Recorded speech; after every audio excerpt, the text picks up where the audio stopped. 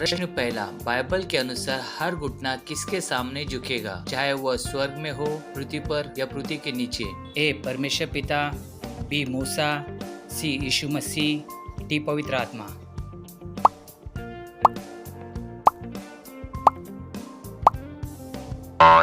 इस प्रश्न का सही उत्तर है सी, यीशु मसीह। प्रश्न दूसरा, पौलुस ने कहा कि यदि मैं स्वर्गदूतों की भाषा बोलूं लेकिन प्रेम न रखूं तो मैं क्या हूं? ए मसीह नहीं, बी एक टनटनाता हुआ पीतल, सी पवित्र नहीं, डी कुछ नहीं।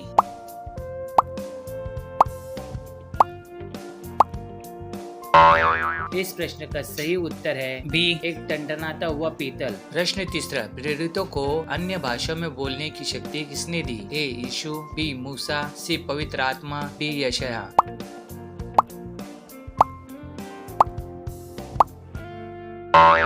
इस प्रश्न का सही उत्तर है सी पवित्र आत्मा। प्रश्न चौथा, जब प्रेरितों ने भाषाओं में बोलना शुरू किया तो भीड़ की क्या प्रतिक्रिया थी? ए क्रोधित हुए, बी डर गए, सी तुरंत विश्वास कर लिया, डी चकित होकर पूछने लगे।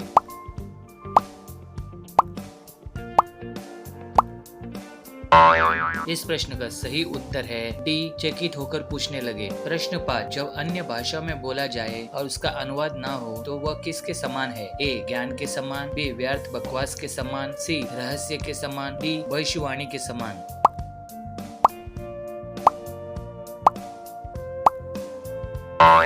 इस प्रश्न का सही उत्तर है बी व्यर्थ बकवास के समान। प्रश्न 6, पौलुस के अनुसार क्या भाषा में बोलना सभी को दिया जाता है? ए हाँ सभी को, बी नहीं सबको नहीं, सी केवल यहूदियों को, डी केवल प्रेरितों को।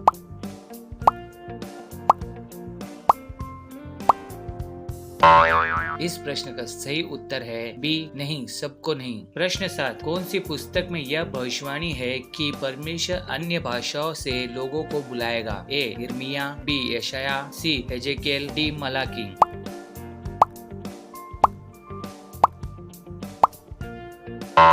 इस प्रश्न का सही उत्तर है बी यशायाह। प्रश्न 8, बाइबल कहती है कि सुसमाचार किसे सुनाया जाएगा? ए यहूदियों को, बी इजरायलियों को, सी सभी जातियों और भाषाओं को, डी केवल चुने हुए लोगों को।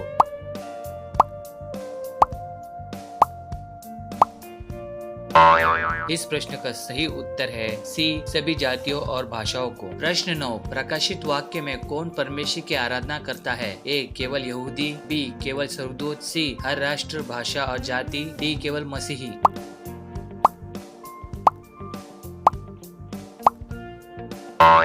इस प्रश्न का सही उत्तर है सी हर राष्ट्र, भाषा और जाति। प्रश्न 10, बाइबल के अनुसार जब हम आत्मा में प्रार्थना करते हैं तो वह किस प्रकार की भाषा हो सकती है? ए सीधी और स्पष्ट, बी हमारी समझ में, सी आत्मिक रहस्य, डी मनुष्य की भाषा।